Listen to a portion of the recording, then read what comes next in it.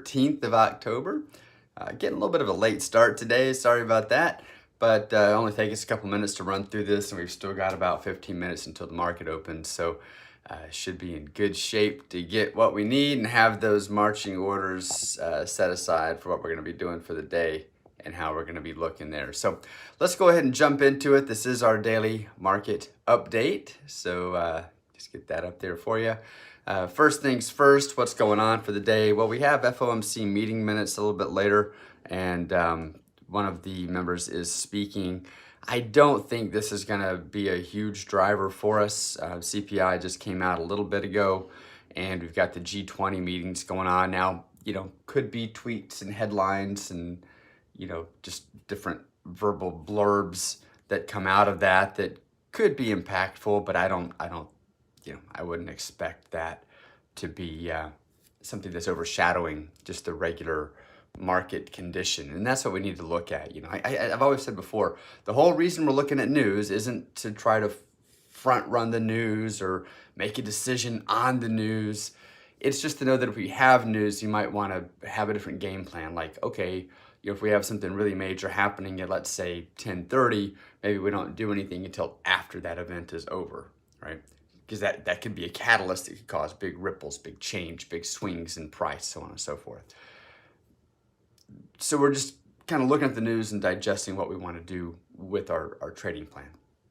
When it comes down to actually trading, we're looking at the numbers. We're looking at what's happening in the market. We're looking at the market bias, and then we're making decisions around that from here, right? So what is the market bias? Well, let's start with the S&P first. We look at the S&P. Yesterday, we talked about having a short bias. The 4-hour bias is short, 30-minute bias is short. So we said we're going to look for short trading opportunities. We wanted to see the market start making higher lows and higher highs. So we wanted to see it push up during regular market hours. And then we wanted to see it with some momentum pop back in the direction of that market bias, and that allowed us to take a potential trade there. Now, this trade, this is something we've talked about before. This would have been a little bit over the risk parameter. So this would have come in at 525, on what we're trading for the model account here. And is that something that you're comfortable with the risk?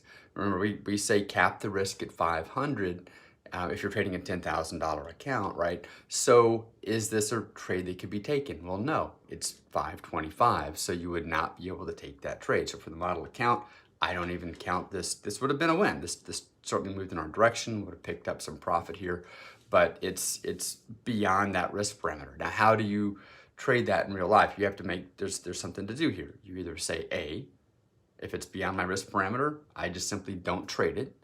Okay, that's one way to go.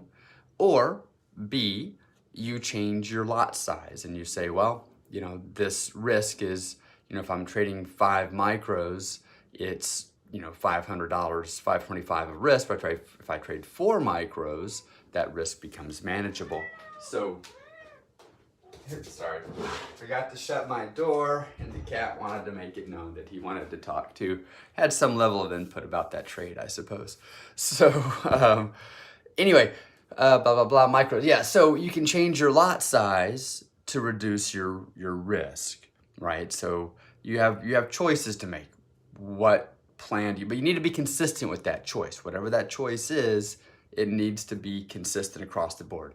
If you're beyond risk, do you A, not trade it, or B, do you change lot size in order to trade it and reduce the overall maximum risk? So something you have to think through and determine for yourself. That's going to be different for every person, but you do have options there. So anyway, potential opportunity there. Today, same thing. We've got a short bias on the 4-hour. We've got a short bias on the 30-minute.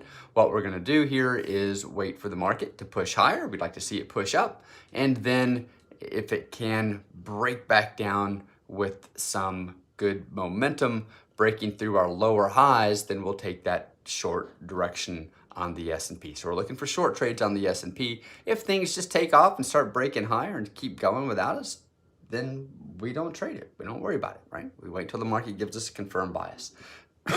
Excuse me.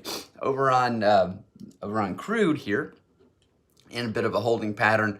I've gone kind of flat last couple of days on crude. Remember, we had a holiday yesterday. Been kind of flat up here on crude. The 30-minute bias has flipped over on us. 4-hour bias is still long.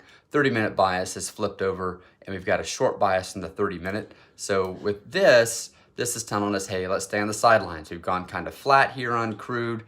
Market doesn't know what it wants to do. Maybe it wants to retrace a little bit before it pushes back higher again. Who knows? We're not here to prognosticate what's going on. We're here to trade what we see in the charts. And right now the charts are telling us stay on the sideline. So we're going to stay on the sideline with crude.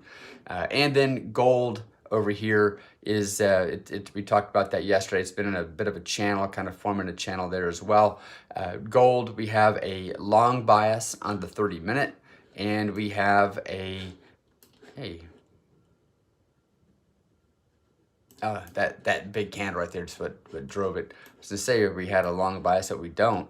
We've got a short bias now on the 4-hour. That may change though. This candle popping back up here may flip that bias back over on the 4-hour.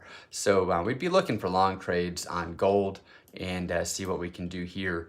If we pull back just a little bit more and can have this lower high and lower high and lower low, then we'd like to see the market snap back in the direction of that market bias and look for a long trading opportunity there on gold. If this does continue down, it's going to throw off that 4-hour bias, and that will put us into a mixed bias on gold. It won't do anything. The indicator is going to do it for you, though. If you're using the BTX indicator, if you get a green arrow, then it's going to tell you, hey, the market biases are lined up. If you don't get a green arrow, then you're going to know that nothing's lined up and there's no trading opportunity. So pretty easy. It does it for you anyway. But for those of you that aren't using the indicator, that's, watch your market bias over here. You're going to have to wait for a 4-hour candle to end. But right now, as you can see here, the 4-hour bias has flipped under, largely driven by this big pullback right here. So anyway, all right, I think that's it. I think we've covered it all. So I'm gonna leave you guys with it. I don't have any specific breakout trades for you. We haven't done one of those in a while, but at the same time, we haven't been in a nice, tight, pretty channel that we can break out from. So we need the conditions to be there in order to take the trades. Remember that, as I say all the time, don't chase the market. Don't try to force anything. It's either there or it isn't there. And if it's not there, don't do anything, which is sometimes the hardest part of trading. It is for me. The hardest part of trading is not doing anything. So anyway, there you have it. We'll come back tomorrow, see what happens, and roll from there. All right.